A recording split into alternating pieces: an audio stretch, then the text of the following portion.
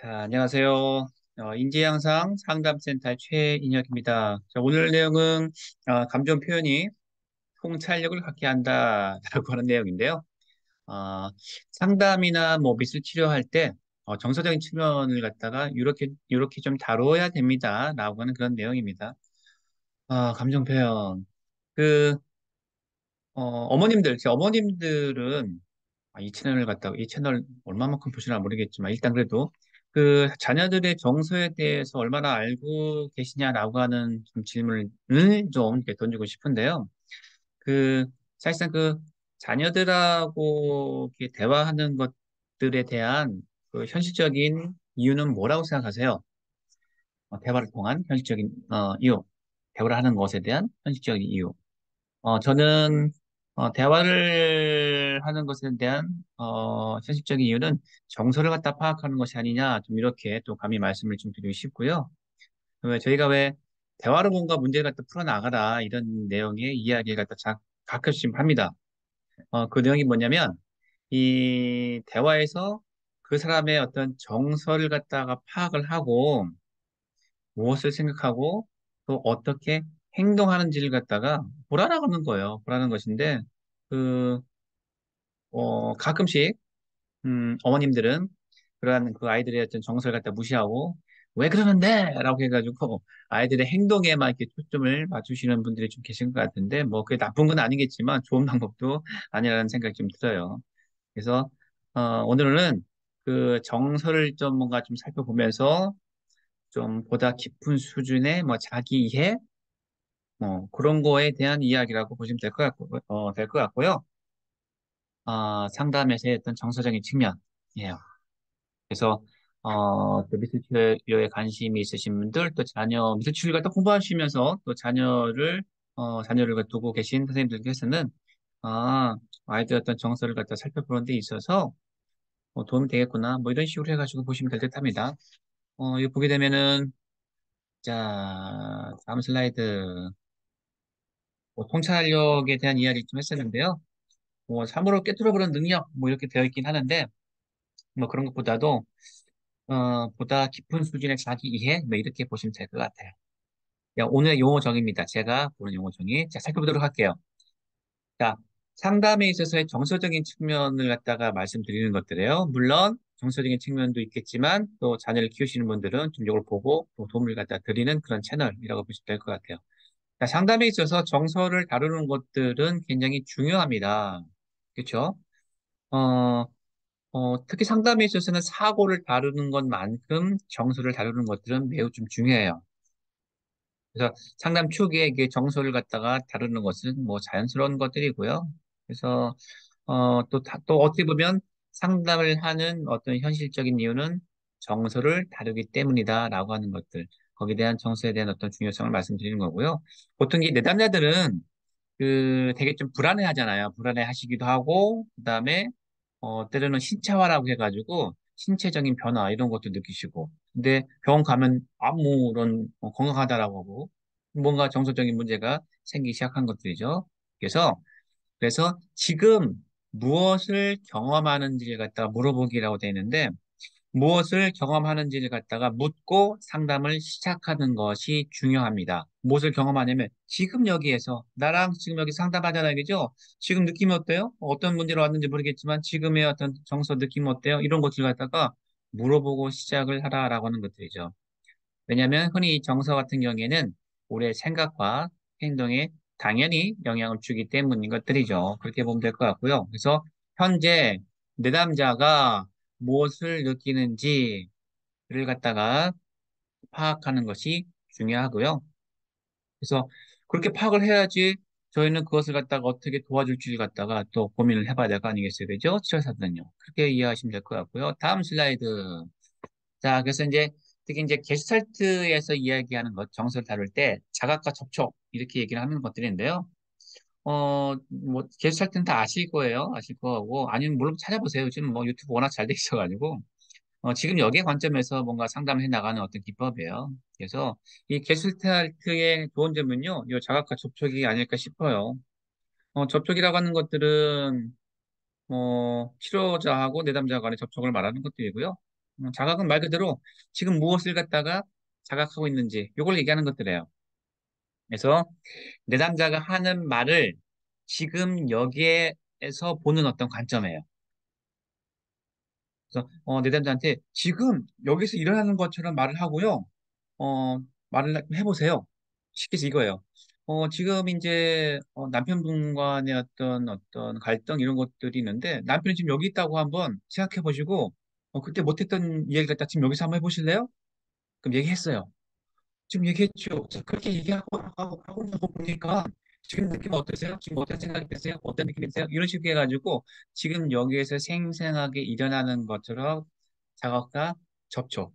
이런 것들이 그 정서를 갖다가 쭉 끄집어 올리기에는 좀 적당한 방법으로 많이 활용이 되고 있는 그런 내용이라고 보시면 될 것 같고요. 좀 그렇게 한번 해보세요. 내담자의 감정을 딱 갖다가 고조시키는 그런 역할을 하게 되죠. 자, 그다음에 현재 여기에서 자신이 경험하는 것에 대한 주목 이렇게 좀 되어 있네요. 자, 이게 뭐냐면요. 그 말 그대로 감정을 갖다가 가장 촉진시키기에 좋은 방법이 현재 여기에서 본인이 경험하는 것을 갖다가 이야기하게끔 그렇게 좀 이끌어 주시고요. 그다음에 이제 자신이 이 시점에서 느끼고 있는 경험을 갖다 다룸이라고 되어 있어요. 그래서 이 시점이라고 하는 것들은 상담할 때 그 상황을 갖다 말씀을 드리는 것들이에요. 그래서 보통 그 뭐라고 할까, 내담자였던 상황이라든지 어떤 사건이라든지 어떤 문제 이런 것을 갖다 다루기도 하는데 거기에 또 초점을 갖다 맞추지 마시고요. 오히려 거기에 초점을 맞추는 것보다는 이 시점에서 지금 어떤 느낌, 경험을 하느냐라고 하는 것들 이런 것을 갖다 다루도록 하세요. 흔히 이제 그 여기 저항이 있을 수 있음이라고 되어 있는데요. 이게 무슨 내용이냐면 근데 이제 불안이나 특이한 어떤 경험 이런 것을 갖다 끄집어낼 때 나는 좀 이렇게 끄집어내고 싶지가 않은데 그걸 끄집어내려 할 때 이런 저항 상담에 있어서 나 상담을 좀 받기 싫어요. 왠지 이렇게 빨리 서둘러 가지? 나는 그렇게 좀 아직 그런 어떤 마음의 준비가 안 돼 있는데 이럴 때 저항이 있을 수 있다라고 하는 것들이에요. 그래서 하지만 이렇게 저항이 있을 때는요. 이 유능한 상담자 같은 경우에는 지금 그래요. 지금 저항을 하는데 왜 저항을 하는 것이죠? 라고 하는 것에 초점을 맞추는 거예요. 지금 일어나는 관점의 경험에 초점을 갖다 맞춰가지고 무엇을 갖다가 생각하고 또 무엇을 갖다가 행동을 갖다가 하는지 또 그렇게 행동하고 생각하는 데 있어서 무엇을 갖다 방어하는지 그런 방어 기제도 살펴볼 수 있는 기회가 될 수 있다라고 하는 것들이죠. 오늘 조금 어려운 내용이지만 뭐 살펴보도록 할게요. 자, 그 다음에 또 볼까요? 자, 요거예요. 오늘의 키포인트인데, 감정의 표현은 내담자 스스로에게 통찰력을 갖게 하는데 효과적이다라고 되어 있네요. 이게 때로는요, 그 내담자들한테 그 이야기할 기회를 갖다 주는 거예요. 그 다음에 그들의 말에 관심을 갖다가 보이는 것만으로도 어떨 때는 강한 정서적인 반응도 일어난다라고 하는 것들이에요. 그런 것 아마 있을 텐데요. 번에 그 할머님 할아버지 의 어떤 내용인데 이게 교직 연수가 끝나고 학교 선생님의 아버님 어머님인데 맨날 싸우신다고 상담을 갖다가 좀 이렇게 보내드려도 되겠습니까? 라고 하길래 아이 그럼 보내주십시오 오라고 하세요라고 했는데 진짜 한 시간 동안 제가 아무것도 안 한 것 같아요. 그냥 듣는 것만으로도 진짜 굉장히 격한 반응을 하시더라고요. 이게 촌에 좀 사시는 어르신들이었었는데 이런 어 그래서 이제 이 뭐랄까 이 강한 정서적인 반응도 보이는데 일단 그것만으로는 좀 부족하잖아요. 부족하기 때문에 이 감정이 이제 발산되고 난 후에 그 정서에 내재된 인지적인 측면을 갖다가 반드시 다뤄줄 필요가 있다라는 거예요. 이게 무슨 내용이냐면요. 내가 정서적으로 막 곤란한데 좋은 얘기 옆에서 한참 해봤자 그게 들어오나요? 안 들어오잖아요. 그죠? 그래서 내가 어떤 문제거리를 갖다가 정서적으로 막 방출한 다음에 이 속이 시원한 거야. 그때는 뭔가 인지적인 어떤 지시가 들어올 때 그걸 받아들일 수가 있잖아요. 그렇듯이 뭔가 확 방출한 다음에는 그 다음에 내가 따라오는 인지적인 어떤 부분을 갖다가 다루어 줘야 된다라고 하는 그런 내용이에요. 아시겠죠? 그래서 감정 표현이 있는 다음에 그 스스로에게 통찰력을 갖게 하는데 효과적이다라고 하는 것도 있죠. 그만큼 뭔가 쌓여있는 것을 갖다 표현하도록 하는 것들은 중요한 것 같아요. 자, 통찰이라고 되어 있는데요. 자, 보다 깊은 수준의 자기 이해. 이렇게 용어 정의를 어, 하고 싶어요. 그냥 간단히 뭐 꿰뚫어보는 어떤 능력 이런 것보다도 오늘 제가 말씀드리고 싶은 건 보다 깊은 수준의 자기 이해. 감정이 방출된 다음에 내가 왜 이랬지라고 하는 것에 대한 깊은 생각. 다음부터는 내가 이렇게 좀 뭔가 생각하는 것을 바꿔야 되겠네. 뭐 이런 것들이 같이 포함될 거 아니겠어요, 그죠?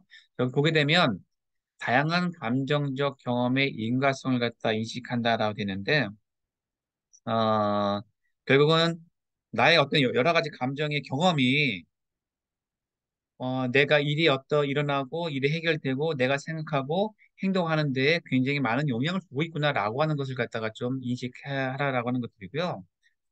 앞에서 잠깐 말씀드리겠지만 이 감정이 방출된 다음에 자기의 이해만으로는 사고나 감정, 행동 변화를 갖다가 지속시키는 데는 충분하지가 않습니다. 사실은요.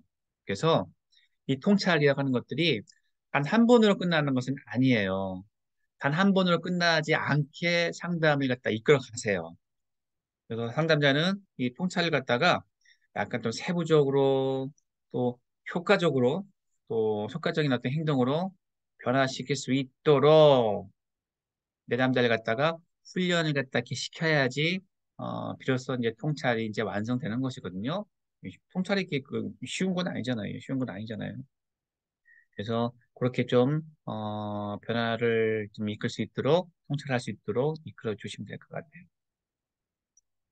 아, 여기 보게 되면 뭐 내담자의 신념과 결정이 감정적인 경험에 어떠한 영향을 갖다 미치느냐라고 되는데 이 감정적 이게 본인의 어떤 신념이 여태까지 살아오면서 그들의 어떤 신념이 있을 거 아니겠어요, 그죠? 그 신념과 내가 어떻게 해야 되겠다라고 하는 그런 결정이 현재 다시 경험하고 있는 내 어떤 감정적인 혼란에 어떻게 영향을 끼쳐 왔는지를 갖다가 회기가 끝날 때마다 반복적으로 좀 숙고를 해볼 필요가 좀 있고요. 여기 보게 되면 게스탈트에서는 자아과 접촉. 그래서 특히 이제 지금 여기를 갖다 하고 있다라고 해서 손가락을 좀 가르치고 있는 것 같은데요. 그래서 내담자의 감정을 갖다가 표현하도록 또 감정을 확인하고 표현하도록 도와주는 것. 이런 것들이 어떻게 보면 치료에 있어서 굉장히 중요한 핵심이라고 될 수 있는 것들이고요. 그래서 이 핵심이 될 수도 있고 또 경험하는 감정에도 좀 뭔가 집중을 할 수 있도록 해야 되는 것들. 그래서 특히 이제 집단 상담을 제가 좀 약간 추천을 하는데요. 집단 상담이 있으면요. 집단 상담 시에는 그런 것을 갖다 재현을 하고 또 재현했을 때 어떤 느낌을 묻기도 하고 물론 개인 상담할 때도 이렇게 재현할 수가 있다라고 하는 것들이죠. 전에 이제 그 있었던 내용인데 집단 상담, 예, 집단 상담에 있었던 내용인데 어느 한 노 부부는 아니에요. 부부가 아닌데 너무 되게 노 부부는 아닌데 집단을 시작하면서 이렇게 약간은 이렇게 눈물 흘리면서 약간은 울음이 섞인 목소리로 떨리는 목소리로 이야기를 하시면서 그 슬퍼하는 모습을 보이고 웃는 모습을 보이길래 굉장히 많이 힘드신가 보다 이렇게 다들 생각을 했죠. 그래서 이제 저는 뭐 어떻게 살아왔었고 이런 얘기를 하면서 이렇게 눈물 흘리시는 모양이에요. 그래서 집단 상담에 오신 선생님들이 굉장히 힘든 어떤 세월을 갖다가 보내셨구나라고 하는 기대를 가지고 듣는데 뭐 그렇게 힘든 것 같지는 않아요. 하지만 뭔가 힘들다라고 하시니까 굉장히 많이 힘들구나라고 이렇게 느꼈었는데 뭐가 상담 이야기가 순서가 오게 되면 무조건 이렇게 눈물을 흘리시는 거예요. 그래서 이제 그 눈물의 의미가 뭡니까? 이렇게 항상 말씀하시면서 아니 말씀하시기 전에 이렇게 눈물을 그때 흘리시는 것 같은데 라고 해서 그 눈물의 의미가 뭐냐라고 했더니 자기는 굉장히 뭐 우울하고 슬프다라고 하는 어떤 이야기 갖다가 계속 얘기하시더라고요. 그런데 어떤 현상이 벌어지냐면 얘기할 때마다 그렇게 자기의 어떤 감정 조절이 지금 안 되어서 그렇게 눈물 흘리는 모습을 딱 보이니까 이제 사람들이 조금 분위기가 달라지는 거예요. 나이도 좀 있는 것 같은데, 이게 좀 나이 값을 못하는 건가? 왜 이렇게 자꾸 이게 어떤 심리적인 퇴행이 자꾸 일어나지? 나이 값을 못한다라고 하는 느낌을 받았나 봐요. 그러면서, 좀 자기의 어떤 정서를 갖다가 표현하는 그런 경우가 좀 있었는데, 물론, 집단 상담에 와서 본인의 감정을 표출하는 것도 굉장히 중요한데, 좀 뭔가 좀 나이에 어울리게끔 표출을 좀 해야지 무조건 운다라고 해가지고 그 문제가 해결되는 것은 아니잖아요. 그죠? 하여튼 그런 경험이 좀 있었어요. 예를 들어서 이렇게 말씀을 드리는 것들인데요. 자, 그래서 이제 마무리하겠습니다. 이, 특히 이제, 오늘 제목처럼 뭔가, 정서적인 어떤 표현을 갖다가 할 수 있도록 상담사는 도와주셔야 되는 것들이고요.